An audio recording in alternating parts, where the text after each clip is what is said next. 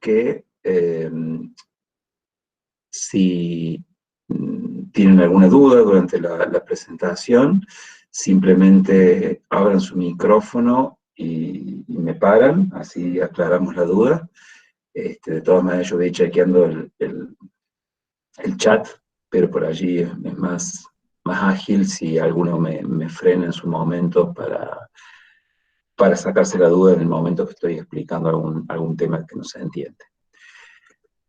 Bueno, el tema de hoy, un tema creo que de mucha importancia para ustedes como futuros profesionales, donde seguramente si van a estar como proveedores, como constructores o como inspectores en alguna obra, el tema de control de calidad del hormigón en obra va a ser un tema esencial para que ustedes lo puedan manejar bien.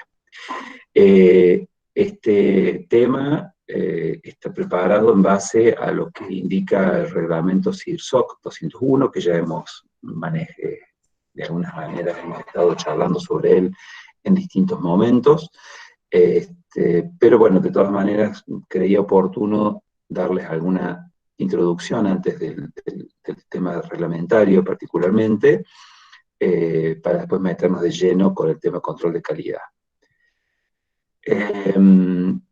Este reglamento, que es del 2005, se terminó de redactar, se puso en vigencia en 2012, y el ámbito de aplicación del reglamento, esto es importante, es todo lo que es proyecto y construcción de obras públicas nacionales. Bien, es decir, son obras, es obligatorio su uso para toda obra pública nacional. Es decir, una autopista que sea de la nación, una represa, una central térmica, edificios, digamos, de la nación, toda estructura que sea construida en el ámbito del gobierno nacional, tiene por obligación usar este reglamento. Yo creo que les comenté a ustedes los otros días que, a diferencia de las normas, los reglamentos son de uso obligatorio, dentro del alcance que tienen, por supuesto, y las normas se vuelven obligatorias cuando están dentro de un reglamento o de una ley, si no son de aplicación voluntaria, por decirlo de alguna manera. El reglamento además invita a las provincias del país para que también se sumen al uso de este reglamento, y de hecho ya tenemos muchas provincias, más de 10, 12, no todas. Córdoba es una, Mendoza, Neuquén, Salta, Santa Fe, la ciudad de Rosario se han sumado al reglamento. ¿Qué quiere decir eso? Que ya las obras públicas provinciales también tienen como ley o reglamento madre el reglamento CIRSOC 201. Y también, por supuesto, los particulares, cuando hacen una obra privada, también pueden decidir libremente usar el reglamento o usar otro código que les convenga. En general, digamos, de a poco, esto lleva su tiempo hasta que se implementa completamente, pero ya de a poco vamos viendo que el reglamento está en todos lados. Ya tiene varios años de su vigencia, que ahí recordé que el 1 de enero de 2013 fue que se puso realmente en vigencia, e incluso hoy estamos trabajando y estamos porque estoy en un comité que está revisando un borrador para una nueva versión del reglamento CIRSOC, que bueno, aparecerá, vaya a saber cuándo, pero que se va renovando con cierta periodicidad. Otra cosa que es importante es que los objetivos básicos de este reglamento son establecer requisitos tecnológicos mínimos. ¿Qué quiere decir tecnológicos mínimos? Quiere decir que alguna obra, a juicio del proyectista o del director de obra, puede tener requisitos más exigentes. ¿Bien? pero nunca por debajo de lo que está en el reglamento, ¿sí? Y esto se hace para garantizar la seguridad de la estructura y la aptitud de la estructura para funcionar en las condiciones de servicio que está previsto y durante la vida útil de la obra que está previsto.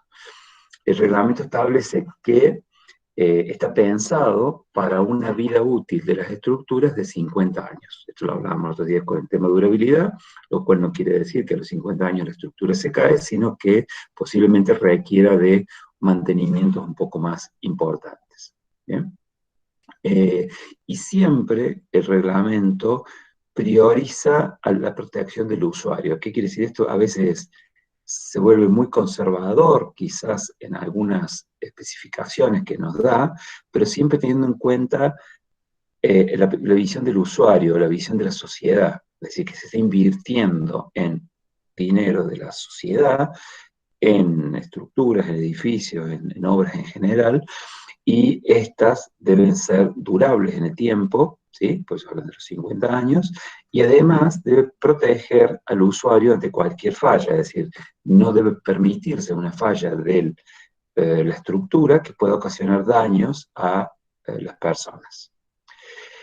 En las obras públicas, digamos, el reglamento es una especie de contrato, en definitiva, o un grupo de cláusulas de un contrato entre la sociedad, porque en definitiva las obras públicas somos nosotros los que las pagamos, y los que están involucrados en el proyecto, ¿sí? Es decir, en el diseño de lo que es el proyecto, en la construcción, en la supervisión y en el mantenimiento de la estructura. O sea que los requisitos, vuelvo a decir, tienden a revisar o a ver o a contemplar la seguridad de los individuos y los bienes de la sociedad. Es decir, queremos que nuestro dinero se invierta bien, ¿sí? Que esas obras duren el tiempo que tienen que durar y sean funcionales para la sociedad.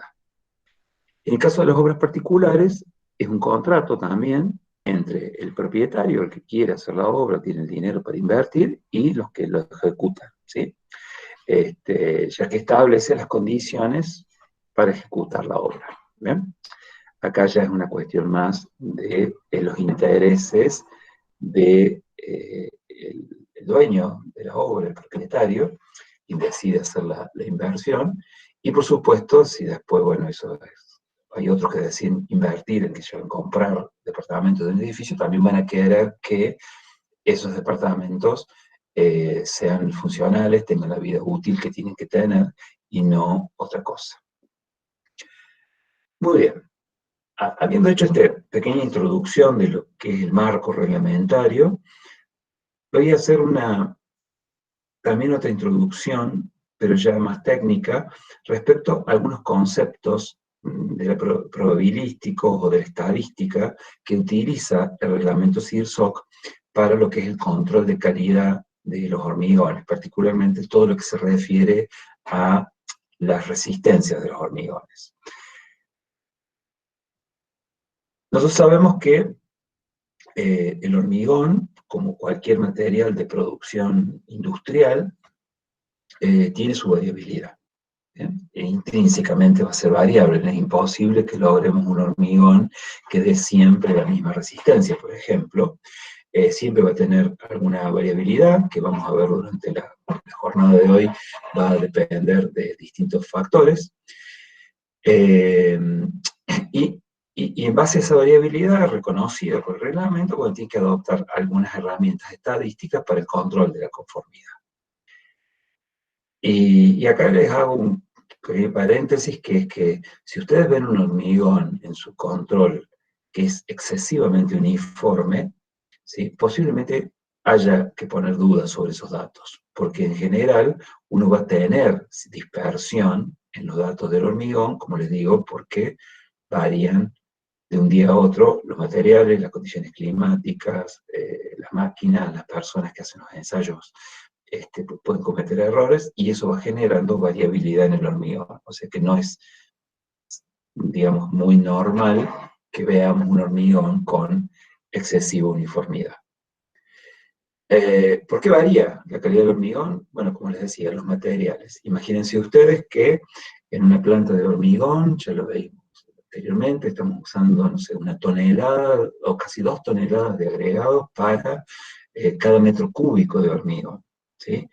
Es decir, que permanentemente están llegando camiones con materiales a la planta de hormigón, que pueden ser del mismo origen, que los podemos tener de alguna manera controlados, pero como materiales naturales van a tener su variabilidad. Va a variar un poquito la granulometría, a veces el contenido de finos de los agregados a veces un poquito más superior, un poquito inferior, a veces el cemento va a tener también su oscilación como producto de otro proceso industrial, también puede tener sus variaciones en la calidad de los aditivos, también cambiamos de partida y el aditivo que antes nos reducía, no sé, 8% de agua, empieza a reducir 9 o 7, o nos retrasa un poco más el fraude que otro, es decir, esa variabilidad está dentro del hormigón y siendo un proceso industrial de gran cantidad de volumen de materiales, siempre vamos a tener, es casi imposible no tener una variabilidad.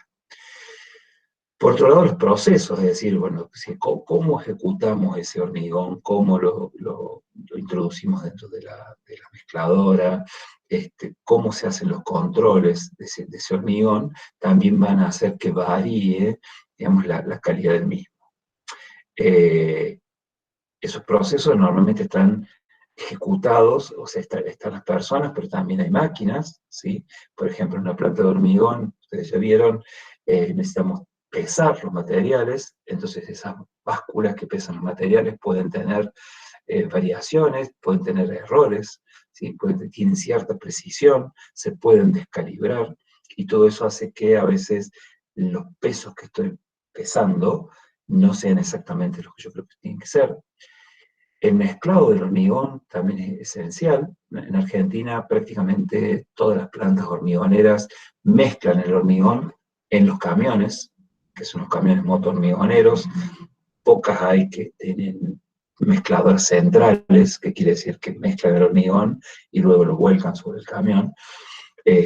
Cada camión es una mezcladora y por lo tanto posiblemente mezcle distinto.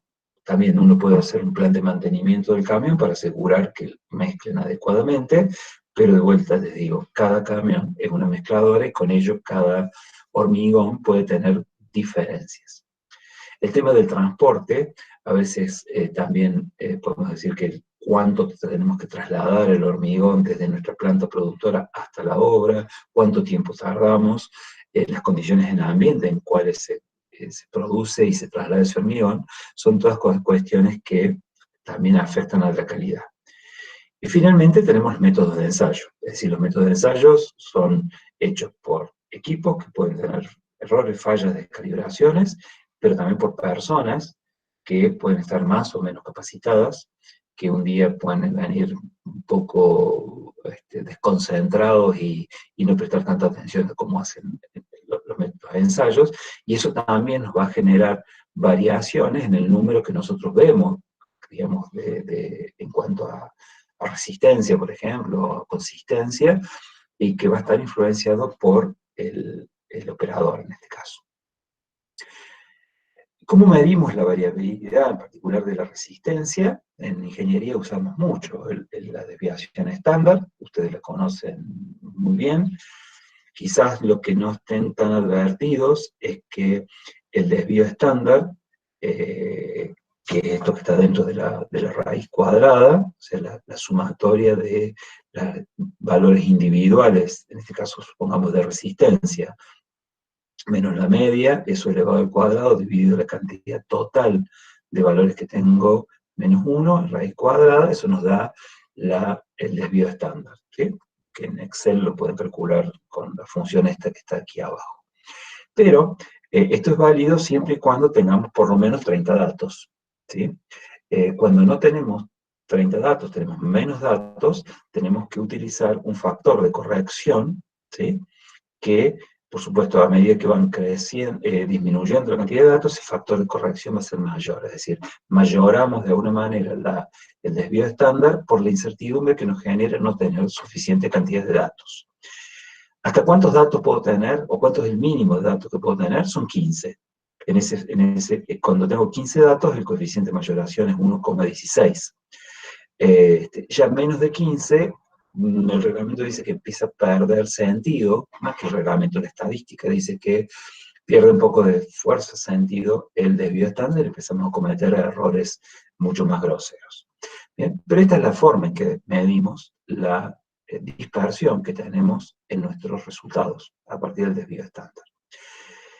Algunos valores de referencia, estos no son de reglamento, son del reglamento americano, de la CI, pero fíjense que los desvíos estándar, que cuando estamos, recuerden esto también, el desvío estándar, la unidad en la que se mide el desvío estándar es la misma unidad que tiene la magnitud de la cual estamos midiendo el desvío. Es decir, si estamos midiendo resistencias en megapascales, el desvío estándar va a estar en megapascales. Si quisiera ver el desvío estándar de la consistencia del asentamiento, va a estar en centímetros o en milímetros, como yo lo estoy midiendo. Fíjense, esto es importante, ¿no? Que a veces los desvíos estándar, acá el ACI los califica, o califica, mejor dicho, la calidad con la cual estamos produciendo nuestro hormigón en función del desvío estándar. Y ese desvío estándar es diferente si las probetas las moldeamos en obra o en laboratorio. Y cuando es en laboratorio, los desvíos estándar para una producción que llamemos excelente va a ser menor que en obra, ya que en obra, bueno, evidentemente tenemos muchos más factores que nos generan variabilidad, desde las condiciones generales de obra, que a veces no son las mismas del laboratorio, pero fundamentalmente, no sé, las condiciones medioambientales, temperatura, humedad, hacen que las variaciones sean importantes. En el laboratorio eso todo lo tenemos controlado, entonces para que un valor, digamos, un hormigón tenga desvíos o una producción excelente, el desvío estándar va a ser mucho menor en el laboratorio que en obra. Y fíjense que en general anda alrededor de la mitad, es decir, el desvío estándar en una producción excelente es 2,8 en obra, en el laboratorio es 1,4. Si nos vamos a una muy buena, también va de 2,8 a 3,4 en obra, y en el laboratorio es la mitad. ¿Bien?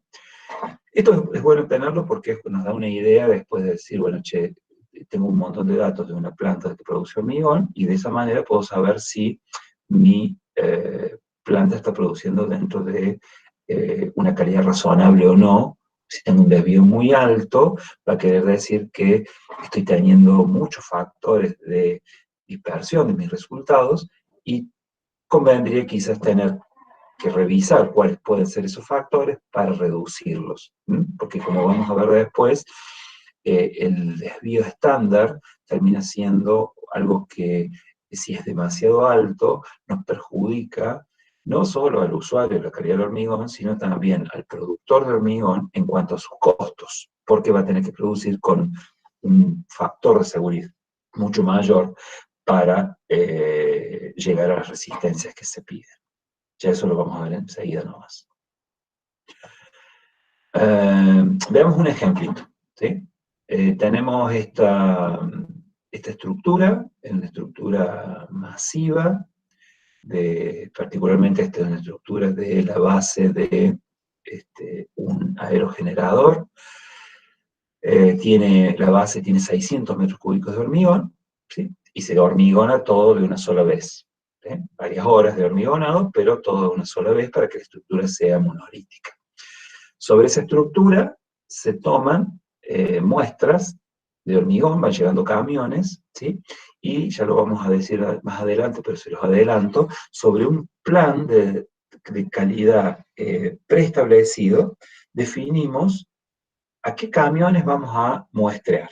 Bien, también vamos a ver más adelante cuánta cantidad de muestras tenemos que sacar y demás, pero vamos quedándonos con esto, ¿no? Es decir, yo previamente a empezar el hormigonado, donde sé que voy a utilizar, supongamos, como en este caso, 60, 70 camiones de hormigoneros que van a llevar el hormigón al lugar, yo voy a predefinir sobre qué camiones voy a muestrear. Voy a mostrar, supónganse, el 1, el 2, el 3, y después voy a mostrar el número 7, el número 12, y así sucesivamente, y cumplo ese plan de muestreo. Por eso tomamos muestras aleatorias, ¿sí?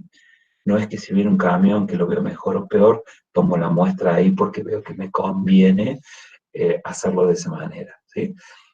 Lo predefino y muestreo sobre el camión que ya anteriormente definí. Y muestreamos.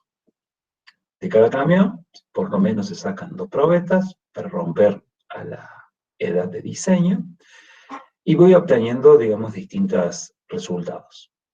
Supongamos que a lo largo de todo el hormigonado, yo tuve 30 resultados, ¿sí? Supongamos.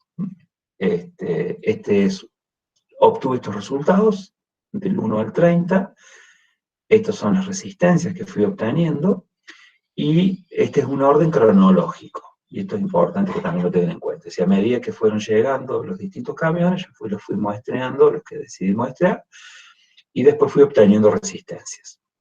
Algo importante, que me lo van a escuchar 20 veces en el día de hoy, es que este resultado del camión 1, por ejemplo, o el primer resultado, mejor dicho, que me da esta resistencia a 28 días, esa resistencia es, por lo menos, tiene que ser el promedio de 2 probetas. Eso lo vieron en el hormigón endurecido, no puede ser una probeta, tiene que ser por lo menos 2. Normalmente pueden ser 2, lo más común, o 3. ¿Bien?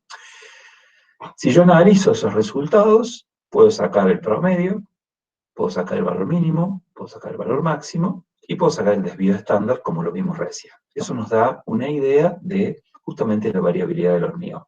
Y también siempre es muy conveniente graficar estos valores, porque eso nos da una idea visual, si se quiere, de la variabilidad. El gráfico, en el eje X simplemente el número de datos, ¿sí? Y en el eje de ordenadas, en este caso la resistencia que obtuve de los hormigones. ¿Bien? Perfecto. Esto yo lo puedo reordenar, ¿sí? Y lo pongo de menor a mayor. Esto les digo, simplemente esto que estoy haciendo tiene el sentido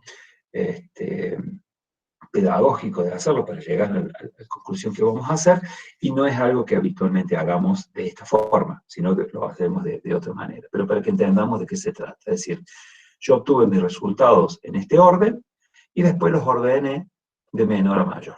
¿Bien? Veamos qué pasa. Si yo tengo los resultados ordenados de mayor, yo les pregunto, aunque no pueda recibir su respuesta. No sé por qué apareció. Discúlpenme. ¿Qué probabilidad hay de que haya resultados menores de 30 megapascales? ¿Bien? Yo sé que acá tengo 2 valores menores de 30, ¿sí? En un total de 30, que justamente en el ejercicio lo hicimos así. O sea, tengo 2 valores de 30 que dan menos de 30. Eso quiere decir que tengo, si hago el número de casos que cumple la condición, divido el número de casos posibles, lo multiplico por 100, me va a dar la probabilidad de obtener esos valores menores de 30. ¿Bien? En este caso son 7%. También puedo decir cuál es la probabilidad de tener valores que están en un rango, por ejemplo, entre 28 y 32 megapascales. Veo cuántos datos tengo entre 28 y 32, dividido la cantidad total de casos posibles, y me da que tengo un 27% de probabilidades de obtener resultados que estén en ese rango. Y así puedo hacerlo con los que están, por ejemplo, entre 32 y 36, entre 36 y 40, etc. Estos rangos que yo elijo, ¿sí? Se llaman estadísticamente lo que llamamos intervalos de clase, ¿sí? Hay algunas reglas que nos dicen cómo obtener estos intervalos de clase, pero en general uno los adopta de acuerdo a la conveniencia particular de cada caso, ¿sí? Podría haber adoptado entre 28 y 30 en vez de 28 y 32, pero bueno, voy obteniendo para todo mi universo de datos, o sí, mi universo de datos, a ver, tendré más diferenciada la probabilidad de obtener resultados entre esos rangos. Estos son los intervalos de clase. Ahora, si yo estos intervalos de clase los puedo calcular, por ejemplo, para todo el rango de resistencias que tengo en mi universo de datos, ¿sí? Yo sé que entre 20 y 24, por ejemplo, no tengo ningún dato. Puedo calcular algo que se llama marca de clase, que viene siendo el punto medio del intervalo de clase, ¿sí? Entre 24 y 20 es 22, entre 24 y 28 es 26. Entre 24 y 28, en esa marca de clase voy a tener un dato que está por fuera, o que está, mejor dicho, dentro de ese intervalo, y la frecuencia o la probabilidad relativa de que aparezca, o la frecuencia, podemos decir, con la que han aparecido esos datos, es de, en este caso, 0,03 o sea, un 3%. Y así puedo calcular para cada intervalo de clase la frecuencia absoluta, que es cuántos datos tengo dentro de ese intervalo de clase, y la frecuencia relativa, que es lo que ya vimos cómo se calcula. ¿Bien? Esto yo lo puedo graficar en un histograma. Este tipo de gráfico se llama histograma, en donde en el eje de abscisas pongo las marcas de clase, es decir, los puntos medios de los intervalos de clase, y en el eje de ordenada pongo las frecuencias relativas en porcentaje, ¿sí? O sea, sería 3, 27, 47, etc. Porcentaje o como una fracción, como está acá, es indistinto. Y de esa manera yo obtengo un gráfico de barras, como el que está aquí, ¿bien? Y si uno, con el gráfico de líneas, los puntos superiores de cada una de estas barras, obtengo lo que se llama un polígono de frecuencias. ¿Qué quiere decir esto? Bueno, me indica esta curva, esta curva, cuál es nos da una idea de la frecuencia con la cual aparecen resultados dentro de cada intervalo de clase. ¿Bien? Es la frecuencia con la cual aparece el resultado dentro de cada intervalo de clases. Acá yo tengo simplemente 30 datos, ¿sí?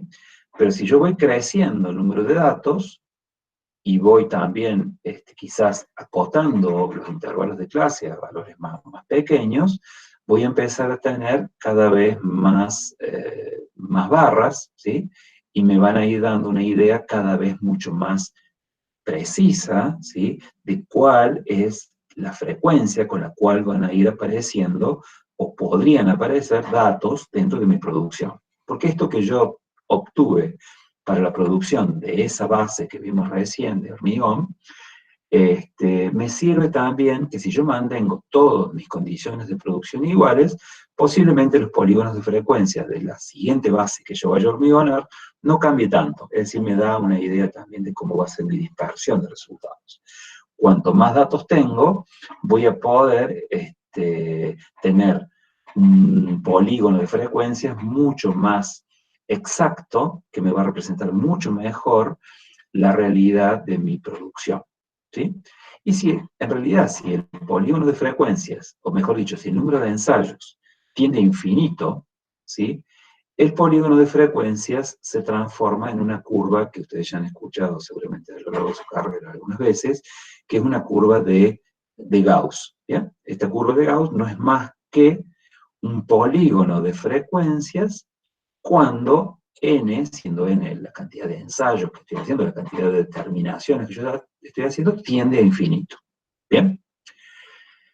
Lo bueno de estas curvas es que son curvas que tienen un formato que es conocido, ¿sí? O por lo menos tiene parámetros, digamos, que yo puedo manejar. ¿Bien? Y en el hormigón, ya les adelanto, usamos el concepto o asumimos que la distribución de resistencias, digamos, de la producción de un determinado hormigón para una determinada obra, en determinadas condiciones, con los mismos materiales, es decir, si yo mantengo todas las condiciones, por decirlo de alguna manera, pues sigo produciendo, reproduciendo el mismo hormigón y ensayándolo, los resultados que yo voy a obtener de resistencia siguen una ley gaussiana, como la que hacemos acá. ¿Bien? Eso es una, digamos, en general se cumple eso, ¿sí? Pero siempre se asume, digamos, en todo el concepto estadístico de control de calidad, que mi distribución de frecuencias de resistencias sirve una curva de Gauss, ¿sí? Y esta curva de Gauss está caracterizada primero por un valor medio, ¿sí? Eso no es más que el promedio, ¿se acuerdan que habíamos visto que en todo ese universo de la 34, que es el promedio de todos mis resultados? Pero también está caracterizado por los desvíos estándar, que lo calculamos como ya dijimos, ¿no? Con la fórmula anterior. Pero lo importante es que yo sé que si me desplazo X desvíos estándar de mi centro, ¿sí? Por ejemplo, en este caso puse el ejemplo de que me desvío entre 1 más menos un desvío estándar de mi centro, yo puedo saber, o está tabulado, que cuál es la probabilidad de encontrar resultados dentro de ese rango, ¿sí? Es decir, yo por tabla puedo obtener la probabilidad de obtener resultados dentro de un determinado rango, por ejemplo, dado por, en este caso de ejemplo, más o menos un desvío estándar de la media. En este caso, por ejemplo, yo puedo calcular que el 70% de mis datos están alrededor de más o menos un desvío estándar de mi media. Esa es digamos, una de las utilidades de la curva, ¿no? Ya vamos a ver cómo es que se calcula esto, porque tenemos tablitas para poder hacerlo, pero eso es una utilidad. Pero también puedo saber cuánta, digamos, por ejemplo, si yo me desvío X desvíos estándar hacia un lado de la curva, ¿cuál es la probabilidad de tener datos, por ejemplo, que estén por debajo de ese valor o por encima de ese valor? Veamos esto. Si yo me desvío, en este caso ya vamos a ver de dónde sale todo esto, 1,65 desvíos estándar, ¿sí? Hacia un lado, hacia la izquierda de la media, voy a obtener un valor de resistencia acá que será, supongamos, 26,5.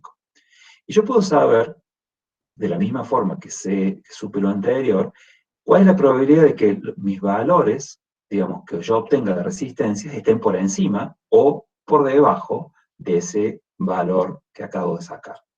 En este caso, con 1,65 yo sé que el 5% de toda esa población de resultados, perdón, discúlpenme, que tengo un 5% de probabilidades de que mis resultados estén por debajo de ese valor.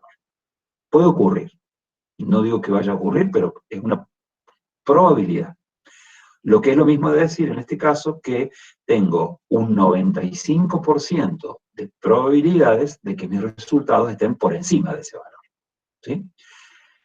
Y acá, esto es lo importante. Este valor, digamos, que se determina de esta forma, es lo que llamamos nosotros valor característico, ¿sí? En términos de la resistencia, por ejemplo. Ustedes habrán escuchado el término de resistencia característica, y se calcula con este concepto por detrás, es decir, un concepto probabilístico que me dice, bueno, ¿qué probabilidad tengo de tener resultados por encima o por debajo de ese valor? Vamos a ver qué usamos nosotros. Esta es la misma curva de Gauss. Como yo les decía, si yo me desvío tantos desvíos estándar, por ejemplo, de la media, yo digo, mi resistencia media menos X desvío estándar, ¿sí? Porque yo de la media me voy, le resto tantos desvíos estándar, voy a tener un valor característico, en este caso de resistencia. Ya habíamos visto que, por ejemplo, si yo ese K era 1,65, yo tenía un 5% de probabilidades que mis resultados fueran menores que esa F'CK que yo había calculado. Y esos valores de K se sacan de esta tabla o de esta función que está en la planilla de Excel, ¿sí? Y que nos dice que cuál es el valor de K en función del porcentaje de defectuosos. ¿Qué quiere decir en este caso defectuosos? Valores que están por debajo de F'CK, ¿bien? De la resistencia característica o del valor característico de la magnitud que yo esté midiendo. En este caso, siempre hablamos de resistencia porque vamos a concluir sobre el tema resistencia, y es lo que nos interesa en este caso, pero podría ser cualquier otra magnitud que yo esté midiendo, ¿bien? La forma de calcular el porcentaje o la probabilidad de obtener tanto porcentaje de defectuosos, la puedo obtener desde esta tabla. Este valor de K está tabulado, por ejemplo, si yo quiero tener un 1% de defectuosos, o sea, tengo una probabilidad muy bajita de tener defectuosos, ese K es 2,33. Me alejo mucho de la curva. Como vimos recién, si yo quiero tener solamente un 5% de defectuosos, mi valor K es 1,65, y si quiero tener solamente un 10% de defectuosos, o acepto tener la probabilidad de que el 10% de mis resultados estén por debajo del valor característico, el factor K es 1,28. Y lo recuadré por lo siguiente, porque ese es el valor característico que toma el reglamento para calcular la resistencia característica. Es decir, la resistencia característica va a ser una resistencia tal que mi producción tiene un 10% de probabilidades de que los resultados sean inferiores a ella. O, puedo decirlo al revés, tengo un 90% de probabilidades de obtener resultados por encima de esa resistencia característica.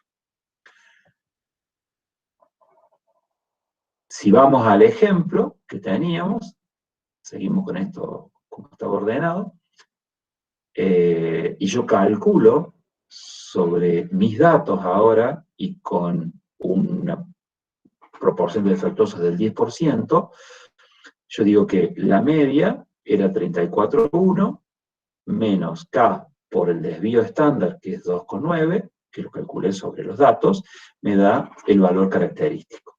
Como yo elijo 10% defectuosos, K es 1,28, y si aplico esa ecuación me dice que 30,3 es esa resistencia característica que tiene solamente un 10% de probabilidades de que tenga datos por debajo de esa resistencia. ¿Bien? ¿Cómo venimos hasta ahora? ¿Se entiende lo que venimos hablando?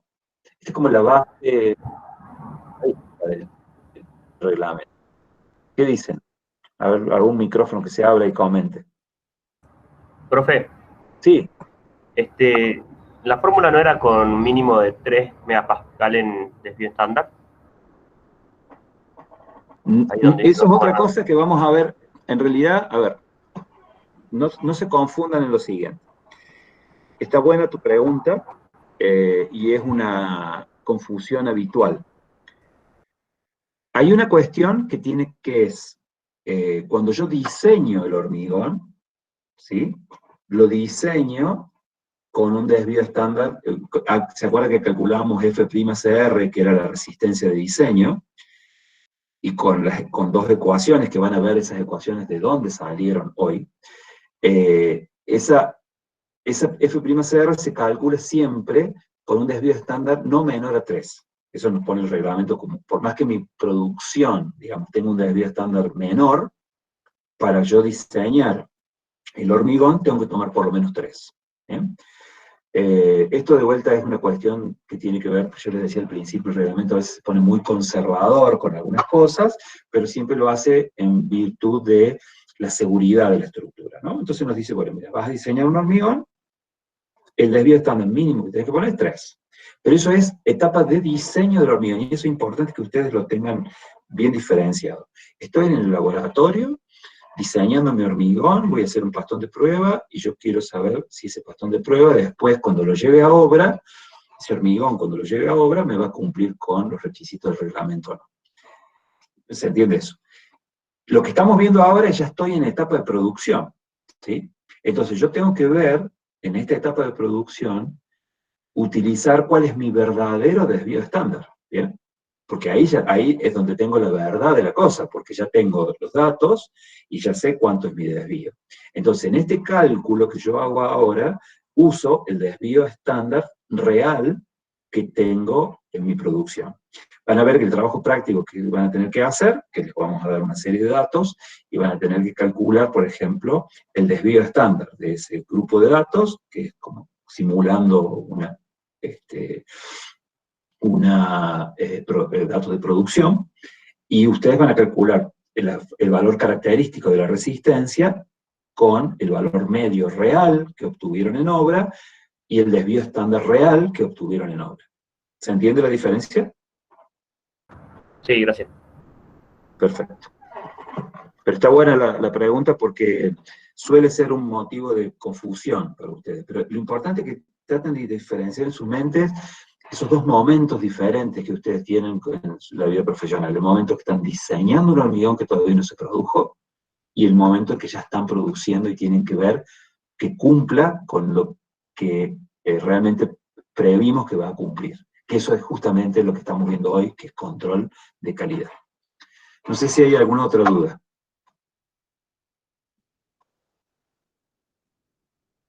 No, perfecto. Bueno, el valor 30,3 da ahí. Lo importante es que ustedes entiendan lo siguiente también. No se trata de calcular todo lo que hice al principio de sacar la probabilidad o la frecuencia de datos menores a 30, por ejemplo. Ese dato me puede dar otro número que no es 10%, ¿no? Puede ser cualquier otro número. Simplemente, como les decía, esta secuencia de cosas que yo les fui explicando era para llegar a esto, que es la forma en que trabajamos, ¿sí? Nadie se pone a hacer calcular la frecuencia de aparición de resultados de esa forma. Lo podemos hacer como un análisis, digamos, para entender mejor el problema o cosas por el estilo.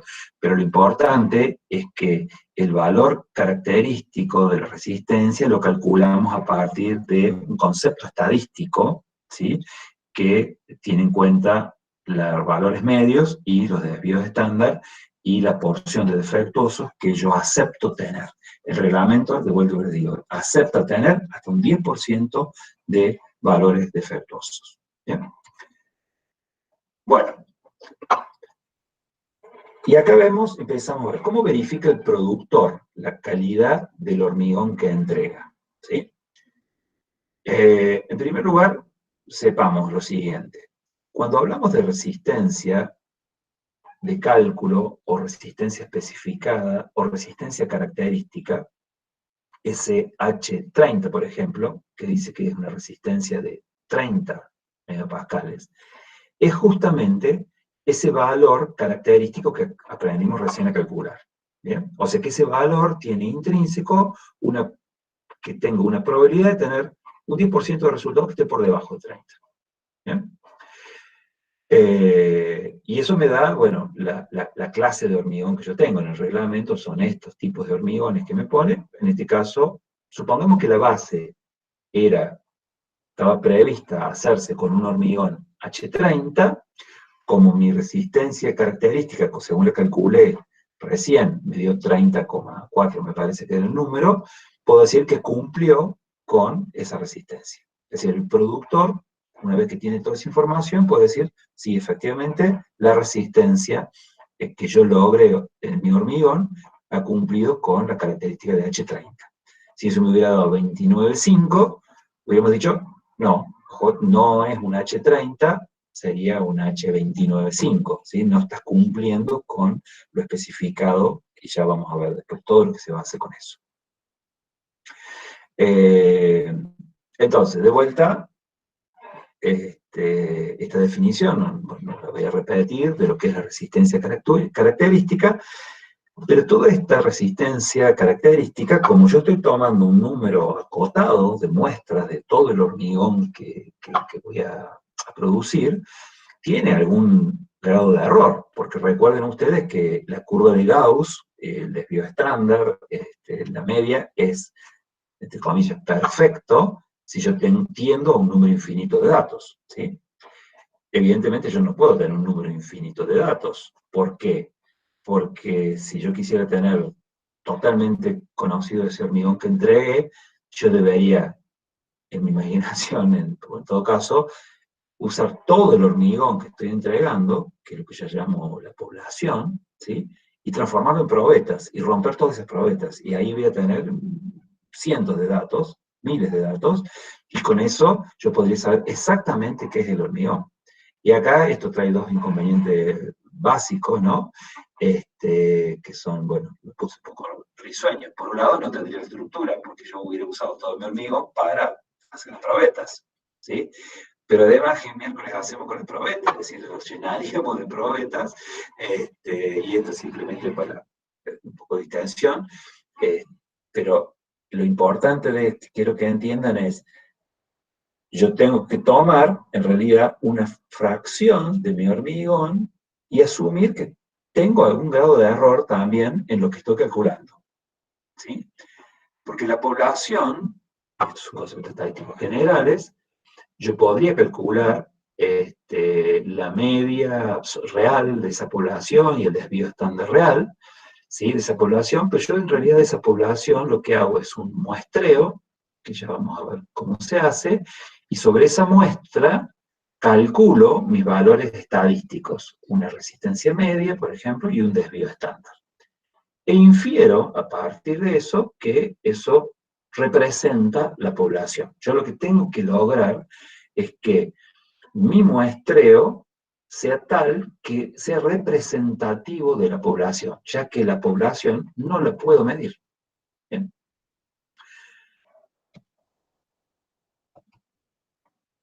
Y este es un poco el concepto, ¿no? Esto de representativo. Si yo tuviera una población, ya lo hemos graficado con personitas de distintos colores, mi muestra, digamos, primero tiene que ser aleatoria, por eso yo les decía al comienzo, antes de iniciar el hormigonado, yo sé qué camiones voy a muestrear, ¿sí?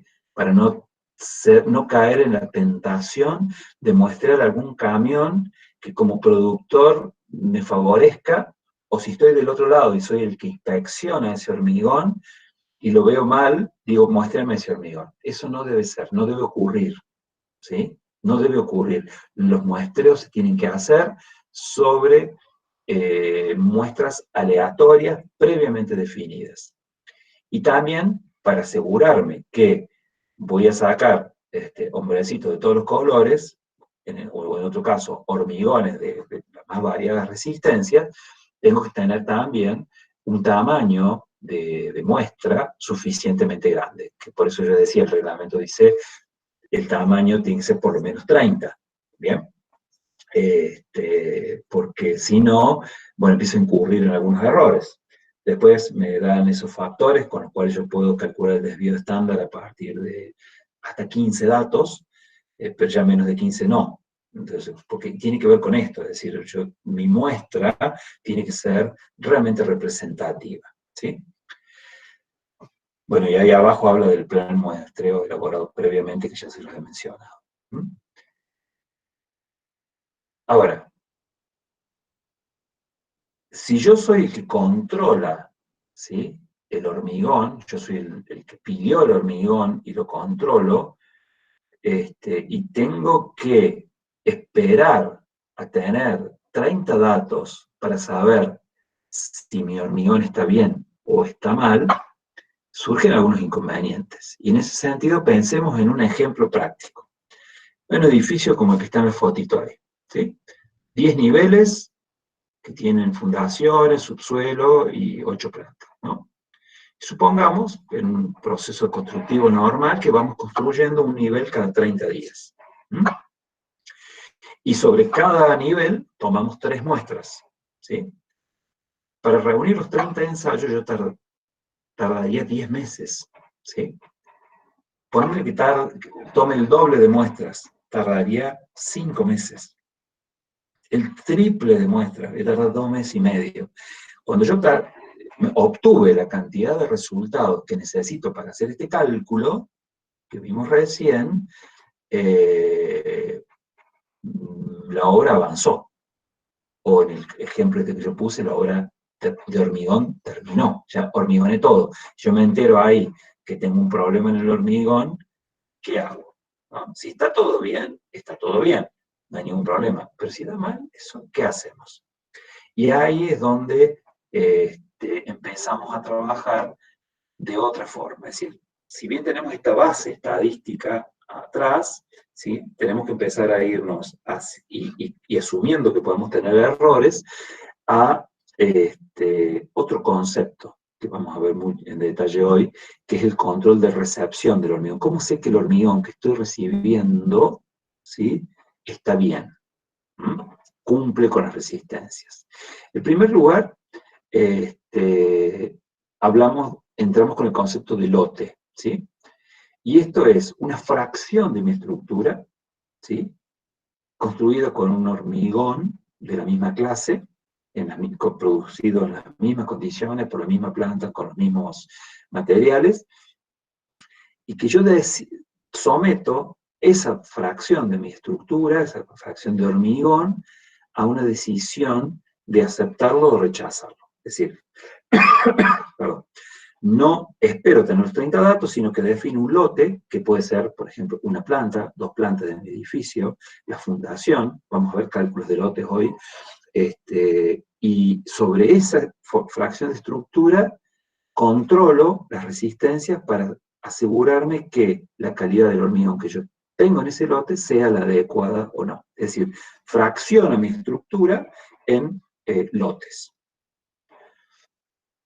Y aparecen, entonces, un criterio, digamos, que se llama los criterios de conformidad, que es criterios que usa el que recibe la obra, el usuario, ¿sí?, o el dueño de la obra, por la cual va a controlar y medir al productor de hormigón sobre la calidad de ese hormigón que está entregando.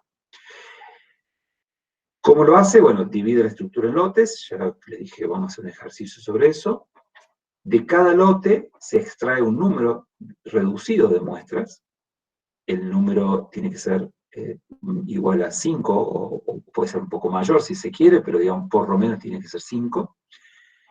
Dejamos estas expresiones que veníamos llevando de la matemática estadística, ¿sí?, y empezamos a aceptar que podemos cometer algún cierto error, pero empezamos a manejar otros parámetros que nos resultan más sencillos de manejar y que requieren menos información que esos 30 datos para poder definir si la estructura o ese hormigón cumple o no cumple con la resistencia especificada. Esos criterios de conformidad están basados en 2 parámetros que vamos a ver inmediatamente. Uno es la resistencia F, y esto hay que acordarse de estos nomenclatura. El F'Ci es la resistencia correspondiente al promedio de por lo menos 2 probetas muestreadas del mismo pastón, el mismo camión, y ensayadas a la edad de diseño. A ver, llega un camión, que ya definí que lo voy a muestrear, le tengo que sacar por lo menos 2 probetas para romperlas a la edad de diseño. La edad de diseño normalmente es 28 días, pero puede haber estructuras que se le defina una edad de diseño diferente. ¿Bien? La edad de diseño es la edad en la cual el proyectista dijo, bueno, a esta edad yo necesito tener esta resistencia. ¿Bien? Y esa es la resistencia que tengo que verificar. Siempre, en general, no se moldean solamente las 2 o 3 probetas para la edad de diseño, sino que se moldea otro par de probetas para alguna edad anterior, para no tener que esperar, por ejemplo, 28 días para obtener la resistencia. ¿Esto por qué? Porque también, si yo tengo que esperar por lo menos 28 días, también es un tiempo demasiado largo, y si yo me entero que a los 28 días la resistencia no dio, también es un digamos, no tuve que esperar 10 meses, pero tuve que esperar un mes y ya la estructura o la obra avanzó y tengo que tratar de no tener sorpresas tan tardías, ¿no? Entonces, si yo puedo moldear probetas, por ejemplo, lo habitual es a 3 días, a 7 días, y haber establecido previamente con ensayos de laboratorio cuál es mi correlación entre la resistencia a 3 días o a 7 días y la de 28. De manera tal que yo sé que si mis resistencias de 3 días dan determinado valor, me puedo asegurar que las de 28 van a dar en condiciones normales. ¿Bien? Eso, bueno, es un comentario que les hago, pero volviendo a los criterios de conformidad, el primer criterio de conformidad que tiene que tener el usuario, el que recibe el hormigón, es que son de resistencias individuales. ¿Sí? Ya vamos a ver qué nivel de resistencia tiene que cumplir el hormigón. ¿Bien? De vuelta, cada resultado de estos es un FCI, o sea, una resistencia individual, pero atrás de esto hay por lo menos el resultado de 2 probetas, o 3, o 4 si quiero, pero lo normal son 2, ¿no? 2 o 3. ¿Sí? O sea, ese 30,8 que está acá arriba es FCI, pero bueno, sea el promedio de 2 probetas que ensayé en el laboratorio. El segundo criterio que usa para conformidad al hormigón es el concepto de resistencia media móvil de 3 resultados, F'CM3. Y acá, 2 cosas importantes. Primero, resultados consecutivos. ¿Qué tiene que ser esto? Mis resultados en orden cronológico. Porque, van a ver, ¿me parece? Discúlpenme.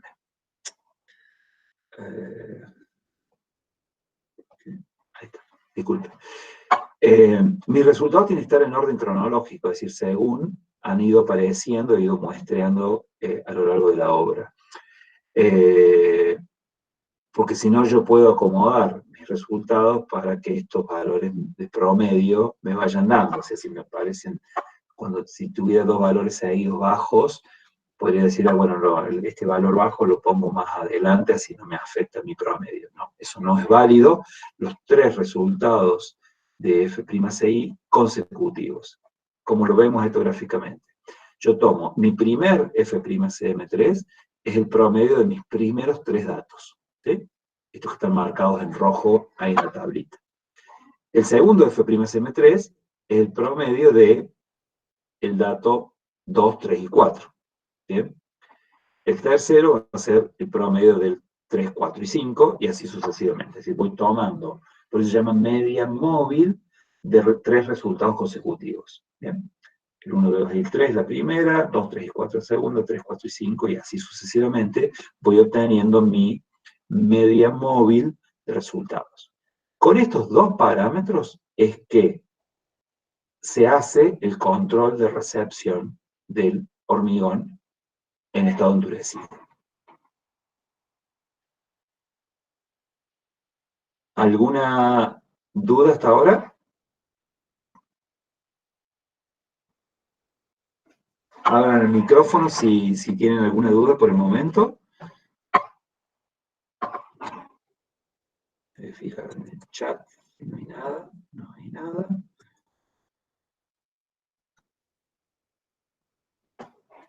Bueno, pareciera ser que venimos bien. Seguimos un ratito más y después hacemos un break, un recreo. Bueno, vamos a ver ahora entrar bien de lleno a cómo hacemos esto, cómo usamos estos conceptos que recién les estuve explicando en la obra. Lo primero, es importante que ustedes tengan una idea de quiénes son los actores en una obra de ingeniería, en una obra de cierta magnitud, por decirlo de alguna manera, porque en las obras más pequeñas, bueno, algunos desaparecen o están mezclados entre sí, ¿no? Primero tenemos un comitente. En el caso de la obra pública, el comitente es el Estado, ¿sí? En el caso de una obra privada, es por ejemplo, el inversionista que decide invertir, o un desarrollista, como también se llaman, que decide hacer una inversión en de su dinero en alguna obra para cubrir alguna determinada necesidad. ¿Bien? Es el dueño, en definitiva, de la obra. Este comitente, en general, delega o subcontrata a un estudio de arquitectura, estudio de ingeniería, para que hagan el proyecto. ¿Sí? Hay veces que dentro de la estructura del comitente hacen normalmente obras y tienen sus propios proyectistas adentro, por ejemplo, eso puede ocurrir.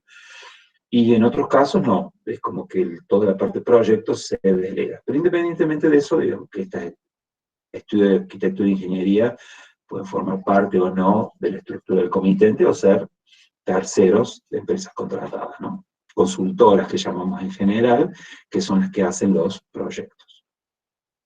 Una vez que está el proyecto, el comitente hace una licitación, en el caso de las obras públicas, o un concurso de precios, en el caso de la obra privada, o decide a dedo si es el dueño y quiere que alguien le haga la obra, ¿no? Y entonces contrata a una empresa constructora.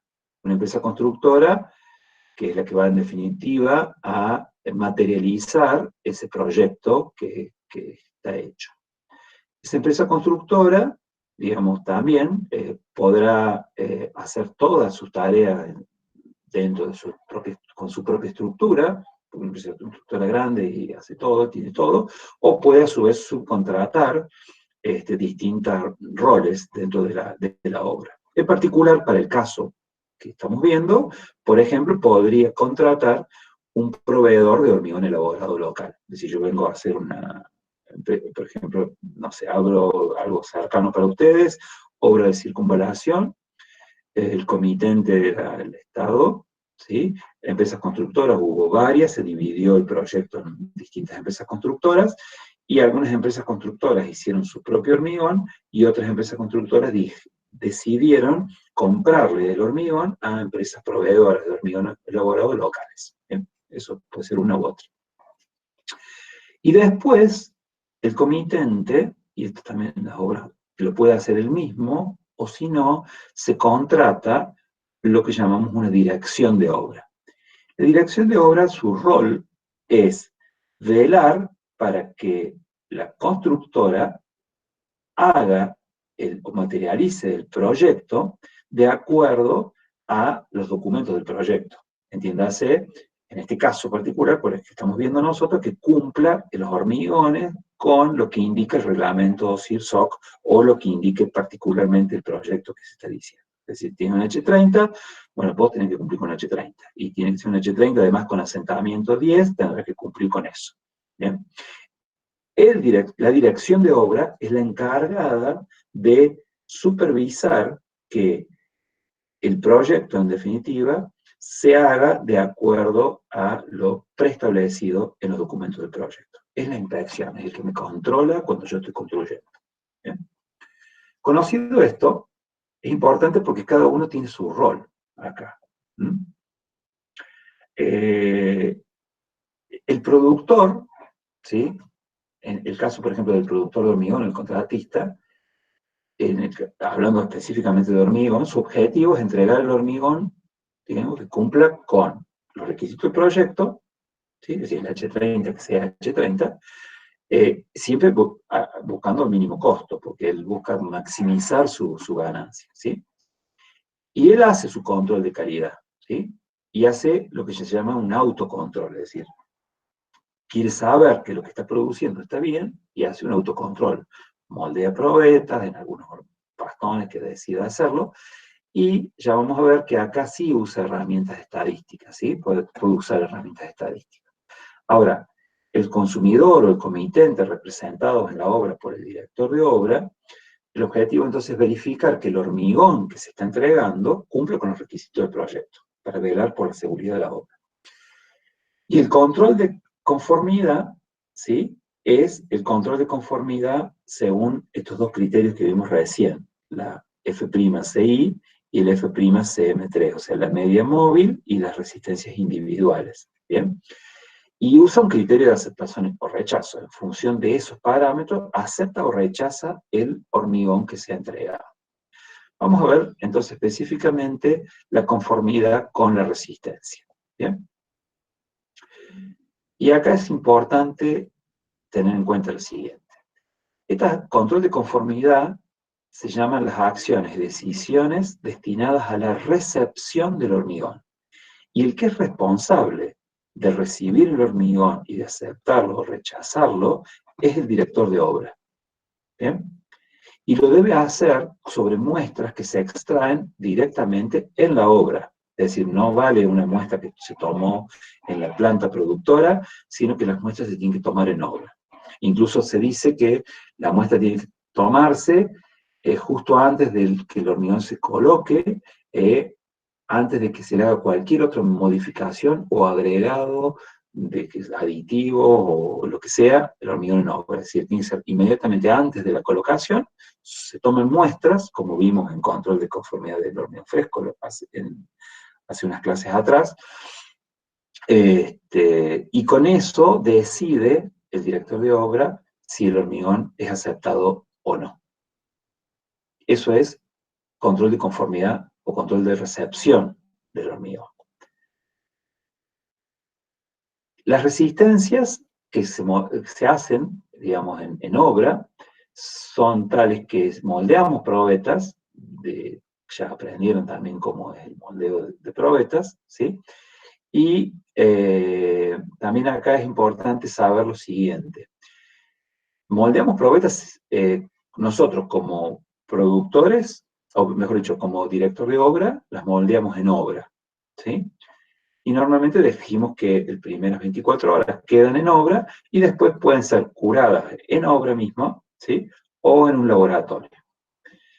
Cuando se curan en obra, en general lo buscamos, las ponemos al lado de la estructura y lo usamos para ver la resistencia efectiva del hormigón en las condiciones ambientales que tiene la estructura, ¿sí? Y esto nos puede servir, por ejemplo, al director de obra para saber cuándo tiene que sacar un encofrado, o si está siendo postezado, saber cuándo tiene que aplicar las cargas sobre la estructura. Ahora, si las probetas se llevan al laboratorio y se conservan en las condiciones que ustedes ya aprendieron en el laboratorio, hasta la edad de rotura, lo que buscamos, ¿no?, es la resistencia potencial, ¿sí? Que no necesariamente va a tener que ver con la resistencia real que tenga la estructura, porque las condiciones de protección y curado del hormigón son muy distintas a las que tiene realmente en la obra. Y esta resistencia potencial, ¿sí?, son las que sirven para el seguimiento de calidad por parte del productor de hormigón y para criterio de aceptación o rechazo del hormigón suministrado.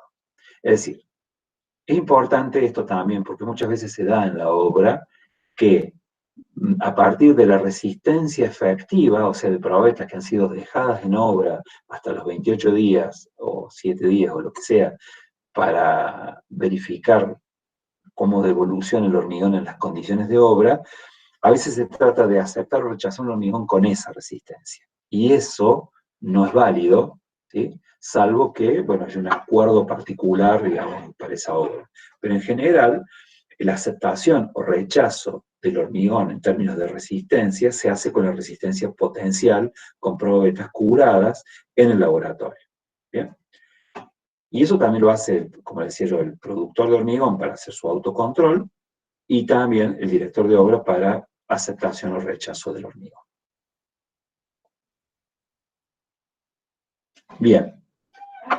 En esto de aceptar o rechazar el hormigón por parte del director de obra, ¿sí?, existen dos criterios de conformidad para la resistencia. O sea, los criterios de conformidad o del control de recepción, que van a estar definidos estos dos criterios en función, ¿sí?, del grado de control que tenga el productor del hormigón, para simplificárselo un poco. El productor de hormigón puede ser un productor que tenga mucho control de calidad, ¿sí?, que trabaje muy seriamente, que tenga materiales bajo control, que sus procesos estén bajo control, y esto le genera al director de obra, que es el que va a recibir el hormigón que se produce esta empresa, mayor, digamos, confianza y tranquilidad. Y por lo tanto, los controles de recepción, ¿sí? Los criterios para el control de recepción, van a ser un poco más laxos que si yo como director de obra veo que la planta hormigonera que me va a proveer el hormigón para esta obra es un desastre, ¿sí? Entonces ahí me voy a poner mucho más estricto en mis controles de recepción. Estos controles se llaman, o estos criterios de conformidad, se llaman modos, y hay modo 1 y modo 2. Modo 1, podemos decir que sería para plantas que tienen un sistema de gestión de calidad, ¿sí? Y que además el director de obra tiene acceso a ese sistema de gestión y puede ver cómo producen y puede controlar cómo hacen los ensayos del productor. Es decir, tiene mucho control sobre la forma en que hace el hormigón el director de obra, ¿sí? O sea, el control él puede ver cómo se está produciendo. Y acá el reglamento establece dos casos, a su vez, del modo 1, que son para plantas que están instaladas en el predio de la obra. Las grandes obras hacen que se instale una planta dentro de la obra, o el otro caso es cuando las plantas son externas a la obra, es decir, en el caso de circunvalación tuvimos los dos casos, por ejemplo, ¿no? Plantas que para algunos contratistas estaban puestas específicamente dentro de la obra para proveer exclusivamente a la obra, y otros que eran proveedores locales de hormigón que desde sus plantas habituales le proveían a esta obra de circunvalación. Puede darse cualquiera de las dos situaciones. ¿Bien? Lo importante es que modo 1 es que la producción tiene un sistema de gestión de calidad. ¿Bien?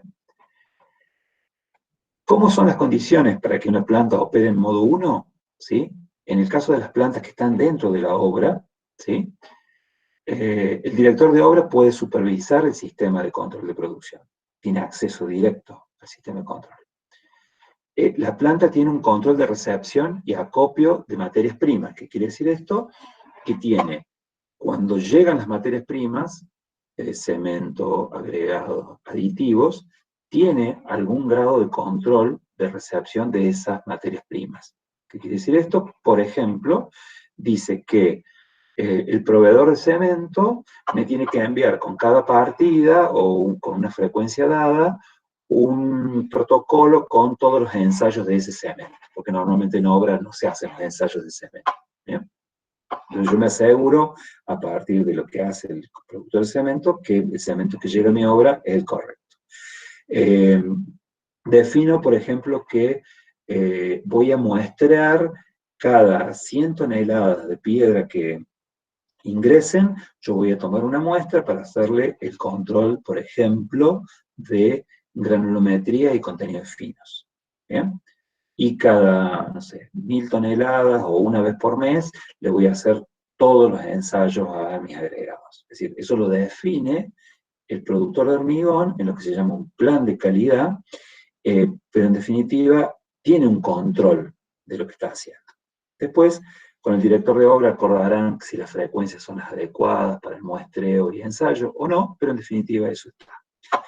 También tenemos un lugar donde acopiar materias primas y que estas materias primas estén, por ejemplo, las distintas fracciones de agregados estén separadas, estén protegidas de que no se contaminen unas con otras o con otros materiales, que los silos donde acopiamos el cemento sean estancos, que no haya ingreso de humedad, que los bidones, maxi bidones donde se acopian los aditivos estén protegidos, por ejemplo, de las altas temperaturas que pueden dañar a los aditivos. Es decir, eso lo tengo controlado. Además, me pide el reglamento que tenga capacidad para copiar estos materiales, suficiente capacidad como para poder producir durante 2 días. ¿Bien? ¿Esto a qué apunta? A que yo no tenga que estar cambiando materiales permanentemente. ¿Bien? Y que si por alguna circunstancia fortuita yo tengo que hacer un cambio de material, tengo suficiente acopio como para seguir produciendo y para así tener tiempo para verificar la calidad del nuevo material que me va a llegar, por ejemplo, porque mi cantera de piedra, no sé, tuvo una falla mecánica en su zaranda y me dice que por 4 días no me va a poder entregar, tengo que tener, tengo que traer desde otra cantera, ¿sí? Pero no puedo hacer un cambio instantáneo, sino que tengo que tener también un cierto tiempo para poder controlar que ese material de la nueva cantera cumple con los requisitos y poder incorporarlo a mi producción. Por eso es que habla de estos 2 días de producción, o sea, tener acopios para 2 días de producción. En lo que es la elaboración del hormigón, el hormigón tiene que estar dosificado racionalmente con el método que vimos o algún otro similar, habiendo hecho los bastones de prueba, tal como lo estuvimos analizando en las anteriores clases. Los materiales se tienen que medir en peso, es decir, no se pueden medir materiales en volumen, salvo los aditivos, que los dosificadores de aditivos son como un líquido en volumen, y el agua, que también se mide por caudalímetros, pero si no, agregados y cementos van todos en peso, y tiene que tener un registro de la pesada, es decir, que alguien pueda después entrar a la computadora y ver exactamente qué pesamos y qué cantidad de materiales entró a cada bastón o a cada camión. ¿Bien? Se deben corregir las humedades de los materiales, ¿sí? Esto ustedes también lo vieron, esta corrección por humedad, con humedad se toman. ¿Qué quiere decir esto? Que con una frecuencia también prefijada, que puede ser 1, 2, 3 veces por día, se verifica la humedad de los acopios, esa humedad se carga dentro del sistema de la planta para que haga la corrección automática, o si no es automática se hará manualmente, pero yo ajusto mi dosificación en función de las humedades de los materiales.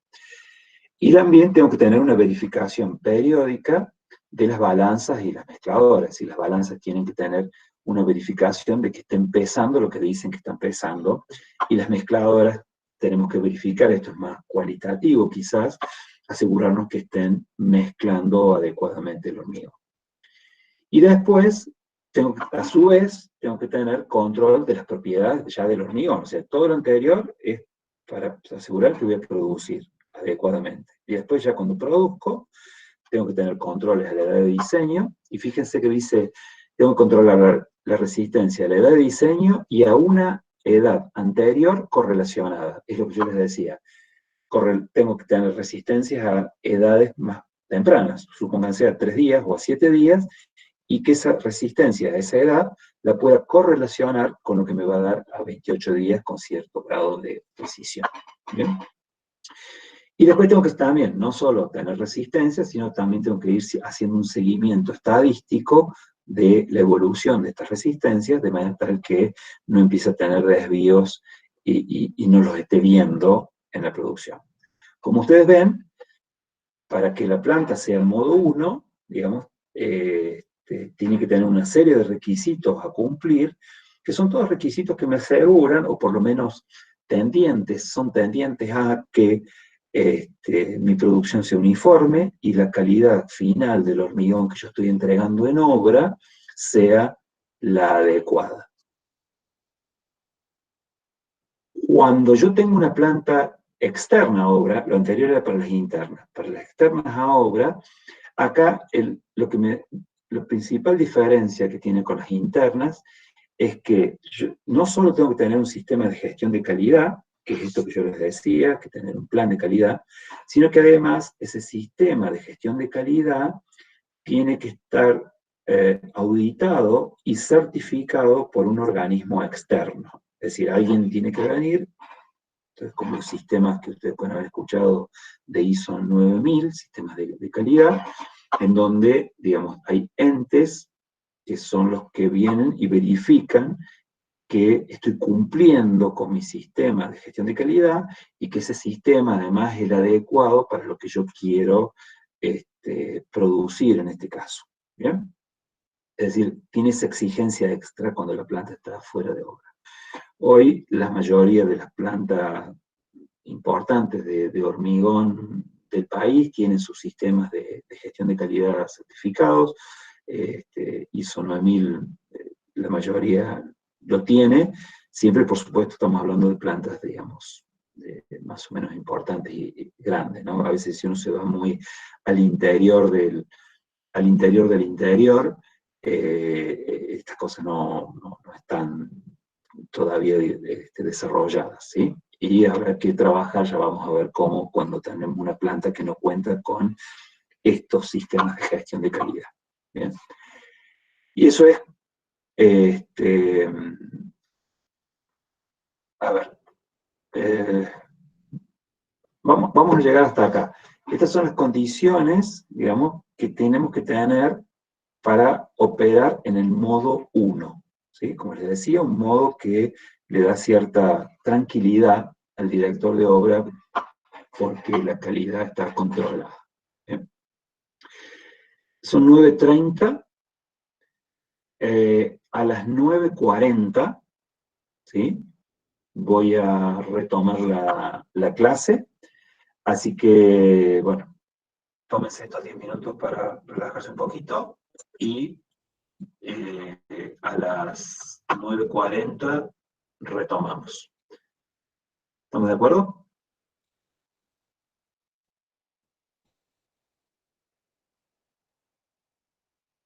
Nos vemos entonces en 10 minutos.